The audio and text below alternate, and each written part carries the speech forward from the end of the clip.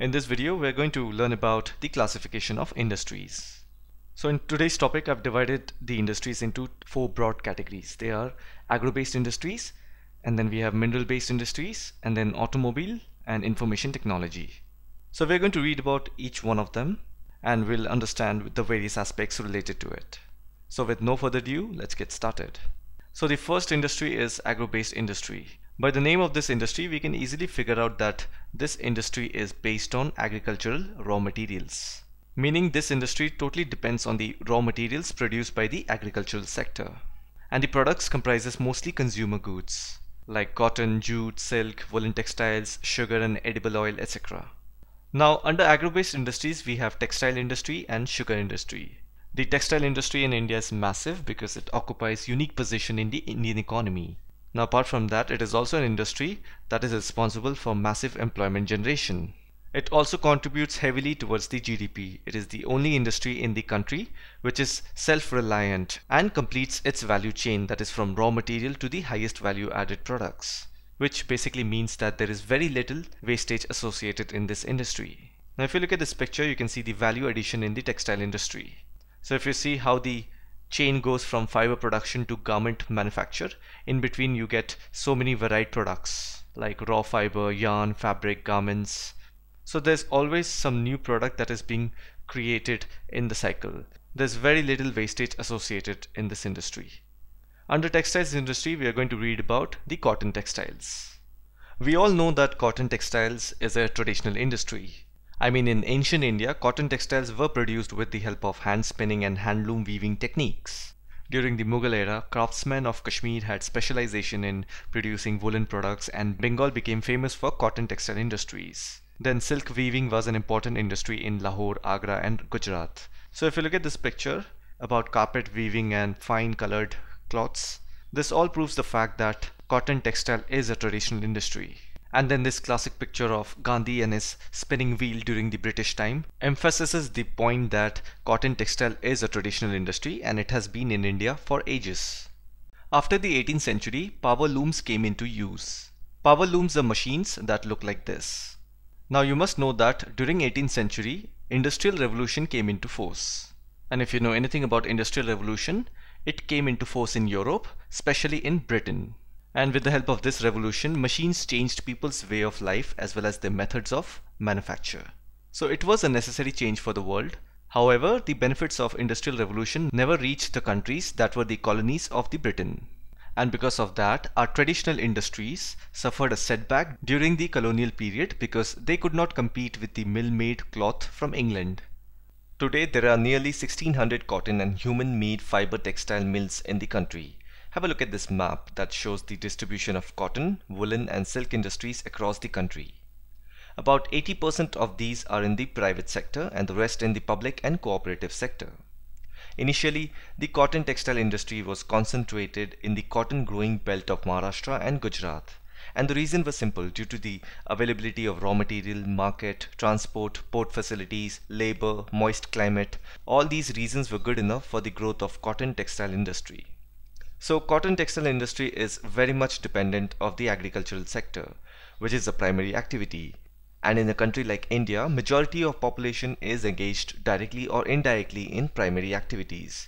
Therefore, cotton industry provide big time employment to farmers who grow cotton, then to workers who work on the processing part of the cotton. While cotton industry is dependent on agricultural sector, similarly, other sectors like chemical and industrial sectors are dependent on cotton industries for dye colors, machinery, packaging materials, etc. The textile industry in India exports its products to countries like Japan, USA, UK, Russia, France, East European countries, Nepal, Singapore, Sri Lanka and African countries. And if you remember this picture, that is value addition in the textile industry, all the byproducts such as raw, fiber, yarn, fabric, garments, these are exported to countries based on requirements. So it is not just one product that is being exported, but many such byproducts are being exported. Today, some of the problems that are being faced by this industry are low output of labor, meaning the productivity of labor is very low in this industry. The clothing sector needs the support of high quality and cost-effective cloth processing facilities. Modernization of mills is a must. People in India are still using traditional techniques, which is slowing down the output potential. Another problem is that the cotton textile industry is facing a stiff competition from synthetic fiber industry. Synthetic fiber are man-made fiber, and it is easier and much faster to produce. Therefore, it has an edge in feeding the growing demand of the market. The textile industry has always been affected by continuous power supply. Large industries have power backup, but the micro industries find installing power generating units very expensive. A lot of it is due to poor government policies. Facilities like water, power, and road is given in terms of infrastructural facility, but other factors like import-export policies, sudden change in customs and excise affects the industry tremendously, and that brings down the profit margin, which again forms the reason behind their development. It's like a vicious cycle. I hope you're understanding it. So, this was all about the cotton textile industry in India. And the next industry under agro-based industry is jute textiles. India is the second largest producer of raw jute and jute goods right after Bangladesh. Because jute is a vital sector from economical, agricultural, industrial and commercial point of view in Bangladesh. Once upon a time, jute was also called the golden fiber of Bangladesh. So for a country like Bangladesh, it is very important. And right after that, we are the ones. Because jute is the second most important fiber after cotton. So all the things that you see around us like curtains, chair coverings, carpets, area rugs, then cloth, these all are woven out of fibers, that is jute. Therefore, jute industry is very important for India. Now in India, most of these industries are located in West Bengal, mainly along the banks of River Hooghly. So this is where the Hooghly River flows. So River Hooghly is one of the tributaries of River Ganga, which flows into the Bay of Bengal. So it is on the banks of this river, the entire jute industry of India is located. Now the factors that are responsible for their location in the Hooghly Basin are: number one, that is inexpensive water transport supported by a good network of railways, roadways and waterways to facilitate movement of raw materials to the mills. So if you look at this region on the map, a lot of inland waterways can be found. So water transport is affordable. And the second factor is abundant water for processing raw jute. So water supply here is not scarce, and large quantity of water is required not only for growing the jute crop but also for processing the fiber into a final product. The third factor is availability of cheap labor from West Bengal and adjoining states of Bihar, Orissa and Uttar Pradesh is a plus point towards the development of this industry. These states provide skilled, semi-skilled and unskilled labor at an inexpensive cost. And the fourth factor is Kolkata is a large urban center providing banking, insurance and port facilities for export of jute goods. Of course, needless to say, the city of Kolkata is the urban hub for any modern infrastructural support that is required for the development of jute industries. Some of the problems faced by this industry are stiff competition in the international market from synthetic substitutes and from other competitors like Bangladesh, Brazil, Philippines, Egypt and Thailand. As I said, it's easier and cheaper to produce synthetic or man-made fiber. The government has provided some support to this industry by rolling out a policy which says mandatory use of the jute packaging.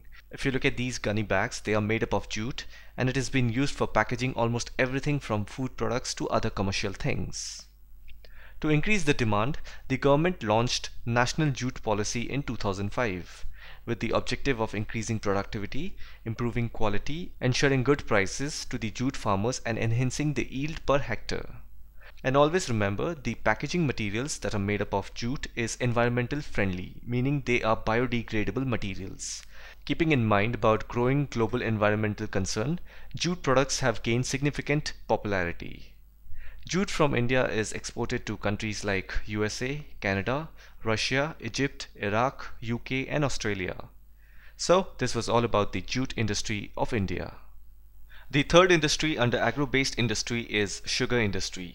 India stands second as a world producer of sugar but occupies the first place in the production of gur and khansari. Now sugar largely contains sucrose. During commercial transport of sugar, this sucrose content reduces. That is why sugar mills are located near sugar growing areas. And in India, these areas are spread over the regions of Uttar Pradesh, Bihar, Maharashtra, Karnataka, Tamil Nadu, Andhra Pradesh, Gujarat, Punjab, Haryana and Madhya Pradesh. 60% sugar mills in India are located in Uttar Pradesh and Bihar.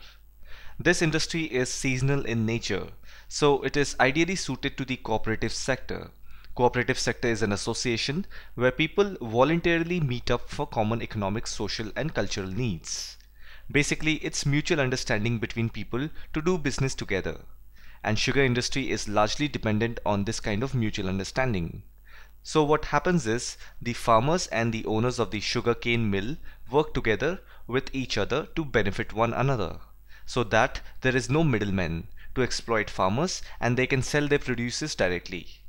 This kind of understanding helps in stabilizing price of the sugar industry. In recent times, the sugar industry is shifting the concentration from the states that are mentioned to regions of southern and western states, especially Maharashtra. The reason is simple. Here the sugar has higher sucrose content. Here the climate is also very suitable in crushing the sugar content for a better output. Plus the cooperative way of business is more successful in these states compared to the states of Bihar and UP. The challenges that this industry faces are its seasonal nature of doing business. Then old and inefficient methods of production are still in practice. There isn't any use of high-tech machinery. Due to transportation delay in reaching cane to factories, as we have read, this reduces the sucrose content that determines the quality of sugar. And finally, the waste product during sugar extraction need to be maximized. They are called bagasse. They look like this. Sugarcane bagasse can be reused to make paper crafts, ceramics, pressed building boards, etc. So, this was all about the sugar industry of India. Now moving on from agro-based industries to mineral-based industries. These are industries that use minerals and metals as raw materials. That's why they are called mineral-based industries. Under this we have the first industry, that is the iron and steel industry. The iron and steel industry is the basic industry, since all the other industries, heavy, medium and light, depends on it for their machinery. Steel is needed to manufacture a variety of engineering goods, construction material, defense, medical, telephonic, scientific equipments and variety of consumer goods. Iron and steel is heavy industry because all the raw materials as well as finished goods are heavy. To make a steel harder, iron ore, coking coal and limestone are required in the ratio of approximately 4:2:1 along with some quantities of manganese. Today, with 91.46 million tons of total finished steel products and 9.7 million tons of raw pig iron, India ranks third after Japan and China. Here's the process of manufacturing of steel. It all starts with the transportation of raw material to the plant. From there the material is poured into blast furnace and then pig iron is obtained. From there steel is made and then it is given a shape. So just quickly have a look at it. Now here's the map of iron and steel plants in India. If you see, presently there are 13 major steel plants and many mini steel plants in India. So again, just quickly have a look at it. Now the Chota Nagpur Plateau region has the maximum concentration of iron and steel industries. That's why you will find many iron and steel industries here along with cheap labor. This region is the hub of this industry. All public sector undertakings market their steel through Steel Authority of India, which is called SAIL, while TISCO markets its produce through Tata Steel. The problem that this industry faces is high costs and limited availability of coking coal, which is an essential element in the production of steel. And the second problem is very low productivity of labor. After that, we also face irregular supply of energy and then poor infrastructure. Now, liberalization and foreign direct investments have given a boost to the industry with the efforts of private entrepreneurs. Because now with the help of private players, the capacity of production of the existing plants are increased. Then Indian manufacturing units will be integrated with larger global economy. It also increases the labor productivity and technology. So these are some of the benefits this industry gains from liberalization and foreign direct investments. This was all about the iron and steel industry of India. Now let's read about the aluminium industry. It is commonly referred to as aluminium smelting because aluminium smelting is the process of extracting aluminium from its oxide, alumina. It requires a lot of heating and melting process. Aluminium smelting is the second most important metallurgical industry in India. And the reason is because aluminium is light, it has high resistance to corrosion, it is a good conductor of heat, then it is malleable, and becomes strong when it is mixed with other metals. So these are some of the characteristics of aluminium. Because of its good characteristic features, aluminium is used in the manufacture of aircrafts, utensils, and wires. It has gained popularity as a substitute of steel, copper, zinc, and lead in a number of industries. In India, there are 8 aluminium smelting plants located in the states of Odisha, West Bengal, Kerala, Uttar Pradesh, Chhattisgarh, Maharashtra, and Tamil Nadu. Aluminium is extracted from bauxite. It is a dark reddish colored rock. If you look at this picture, first the raw material, that is bauxite, is shipped to the plant. After that it is mixed with alumina or aluminium oxide. The bauxite is crushed and the alumina is dissolved out in a molten form. Then with the help of electrolysis, that is with the help of electricity, aluminium oxide is converted into aluminium. So this is the entire manufacturing process of aluminium industry. Regular supply of electricity and an assured source of raw material at minimum cost are the 2 prime factors for location of this industry.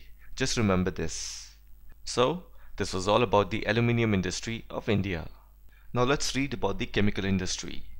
The chemical industry in India is fast growing and diversifying. The reason I say that is because basic chemicals undergo processing to further produce other chemicals that are used for industrial application, agriculture, or directly for consumer markets. For example, rubber uses a chemical called dimethylamine. Then plastic products use polyvinyl chloride. Then textiles use acetic acid for dyes. So you see, chemical industry in India is diverse and huge. Today, the Indian chemical industry is a critical part of the Indian economy. The industry contributes approximately 6% of the country's total GDP. Today, India is the 3rd largest producer of chemicals in Asia and occupies the 6th place in the world. As we know, chemistry is divided into organic and inorganic chemistry. So the organic chemicals are those chemicals that have at least one carbon atom as its base. Petrochemicals, polymers, soap detergents are fine example of an organic chemical. Petrochemicals such as ethylene, that is C2H4, polymers like PVC, polyvinyl chloride, you see there is carbon atoms involved. Now inorganic chemicals are those chemicals that have compounds other than carbon like acid, bases, salts, etc. So HCl, H2SO4, NaCl, NaOH, etc. They don't have any carbon atom. I hope you understood the differentiation. Have a look at this Indian chemical sector classification. You see how the chemical industry is divided across sectors. Currently, the inorganic chemical industry is widely spread in our country. Many industries like fertilizers, synthetic fibers, plastic, adhesives, paints, dyes, glass, soaps and detergents, and caustic soda, they are dependent on inorganic chemical industry. This was the chemical industry of India. Now we will move on to the fertilizer industry. India is an agrarian country and agriculture depends a lot on fertilizers. Farmers turn to fertilizers because these substances contain plant nutrients such as nitrogen, phosphorus and potassium. Fertilizers are simply plant nutrients applied to agricultural fields to supplement required elements found naturally in the soil. Fertilizers have been used since the start of agriculture. So now you see the importance of fertilizer industry in India. So the entire fertilizer industry is based around the production of nitrogen, phosphate and potash. These are like the important essential ingredients required to have a good fertilizer that would benefit agriculture. Now potash is entirely imported as India does not have any reserves of commercially usable potash or potassium compounds in any form. So we totally depend on foreign market for potash. But on the other hand, we produce a lot of nitrogenous fertilizers. India is the 3rd largest producer of nitrogenous fertilizers.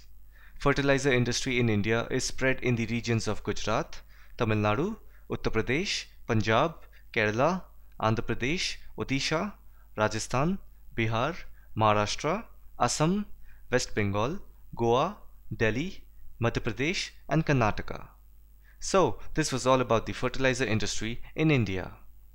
Now we will read about the last industry under mineral based section, which is cement industry.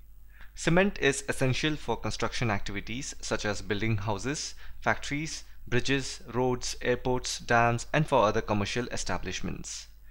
This industry requires bulky and heavy raw materials like limestone, silica, alumina and gypsum. The cement industry in India is located very strategically. You can have a look at the names with their respective locations. Pause the video and have a look at it. The first cement plant was set up in Chennai in 1904. After independence, the industry expanded. India exports readily available cements to the markets in East Asia, Middle East, Africa and South Asia. This industry is doing well in terms of production as well as export. With this, we are done with the mineral-based industries. Now we are going to read about the automobile industry. Automobiles provide a vehicle for quick transport of goods, services and passengers. India manufactures trucks, buses, cars, motorcycles, scooters, three-wheelers and multi-utility vehicles at various centers. The demand for passenger cars, two and three-wheelers increased after liberalization, that is after 1991. That's when the Indian market opened up to the foreign markets for conducting businesses. Since then, this industry has boosted like anything. That's why we see so many vehicles on the road. Cities are getting congested. There's no space on the road to drive freely. Foreign direct investment, which is FDI, brought in new technology and aligned the industry with global development. Now we can see many foreign car brands like Audi, Mitsubishi, Bentley, BMW, Mercedes all have their sales center in India, and that's happening because of FDI. Automobile industry in India is located around Delhi, Gurgaon, Mumbai, Pune, Chennai, Kolkata, Lucknow, Indore, Hyderabad, Jamshedpur and Bangalore. This was about the automobile industry in India. And the last industry that we will read about in this video is about information technology and electronics industry, which is commonly known as IT industry. The electronics industry covers a wide range of products and equipments required by the telecommunication industry. Important centers for electronic goods are Mumbai, Bangalore, Delhi, Hyderabad, Pune, Chennai, Kolkata, Lucknow and Coimbatore. Bangalore has emerged as the electronic capital of India. In India, we have technology parks that provide high data communication facility. A major impact of this industry has been on employment. You see, IT industry is the reason behind the boost of the services sector of the Indian economy. This industry has been a major foreign exchange earner. You see, companies like Amazon, Google, IBM, Accenture, Dell, Deloitte, Facebook all have their offices in India, giving employment to Indian people. That definitely brings in a lot of foreign money. In the IT sector, business processes outsourcing sector, commonly referred to as BPO, is a major reason behind the success of the Indian IT industry. Because most of these foreign companies are outsourcing their projects to India. The word outsource means giving it out on contract. Needless to say, the continuing growth in the hardware and software is the key to the success of IT industry in India. This was all about the information technology and electronics industry. With this, we have also come to an end of this video. In case any of you want the slides that are used in this video, you can follow the link in the description and have it. Alright then, I hope you like this video and I'll see you in the next one. If you want to see more of such educational content, make sure you're subscribed. By doing so, you'll get an alert when my next video comes.